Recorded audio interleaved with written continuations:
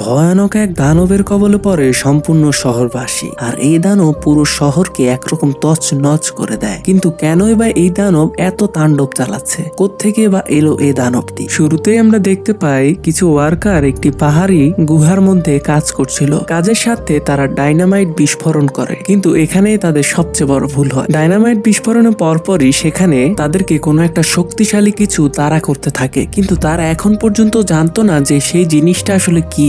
রাতারাতি এই বিষয়টি নিয়ে একটা বিশাল হট্টগোল বেঁধে যায়। সরকার এই বিষয়ে তদন্ত করার জন্য একটা স্পেশাল টিম তৈরি করে। ওই স্পেশাল টিমের সদস্যরা ওই দিনের কিছু ফুটেজ তারা দেখতে থাকে এবং তারা চিহ্নিত এবং বুঝতে থাকে যে কতটা ভয়ানক হতে পারে সেই দানবটা। তারা যত ওই ফুটেজগুলো দেখছিল তাদের মনে ততই বেশি ভয় আর আতঙ্ক সৃষ্টি হচ্ছিল যে এই দানব এতটা শক্তিশালী যে একে আটকানোর জন্য একটি পুরো সামরিক বাহিনীর পক্ষ অত্যন্ত কঠিন। এরপর আমরা দেখতে পাই সে স্পেশাল টিমের সদস্যরা ঘটনাস্থলে যাওয়ার জন্য রওনা দেয়। ঘটনাস্থলে যাওয়ার পর তারা দেখতে পায় ওই দানবের পায়ের ছাপ। এই পায়ের ছাপ দেখে তারা বুঝতে পারে যে এই দানবটা আসলে কতটা বড় এবং এই কতটা সাংঘাতিক হতে পারে এই মানুষের জন্য। কিন্তু চিন্তার আরো একটি বিষয় ছিল, যেটা হলো এই দানব আসলে এখন কোথায় আছে সে বিষয়টি এখন কেউই জানে না। তাই ওই স্পেশাল টিমের সদস্যরা সকলে মিলে হেলিকপ্টারে করে ওই দানবকে খুঁজতে থাকে। তারা বিভিন্ন জায়গায় তল্লাশি করতে থাকে এবং খুঁজতে থাকে, কিন্তু তারা কোথাও কিছুই খুঁজে পায় না। একটা সময় তারা ভেবেই নেয় যে ওই দানব হয়তোবা